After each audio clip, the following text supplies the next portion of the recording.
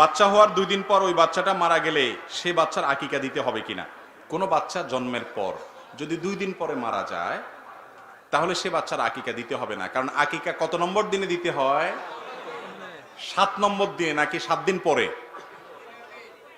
7 নম্বর দিনে, 7 দিন পরে না।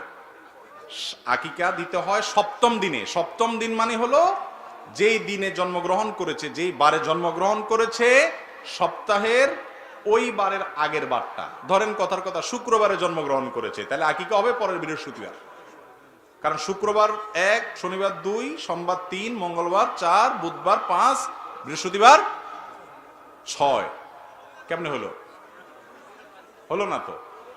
ও শনিবার গেছে, তাহলে শুক্রবার 1, শনিবার 2, রবিবার 3, সোমবার 4, মঙ্গলবার 5, বুধবার 6, বৃহস্পতিবার 7। যেই বারে জন্মগ্রহণ করবে আকিকা হবে তার আগের বার। মনে থাকবে তো? সহজ হিসাব। শনিবারে জন্মগ্রহণ করছে বাচ্চা, তাহলে আকিকা হবে কি বারে? শুক্রবারে, 7ম দিনে। এখন বাচ্চা জন্মের পরে যদি 2 দিন পরে দুনিয়া থেকেই চলে যায়, তাহলে তো আর আকিকা দেওয়ার সুযোগই থাকলো না, তাই না? এই জন্য তার আর আকিকা দিতে হবে না।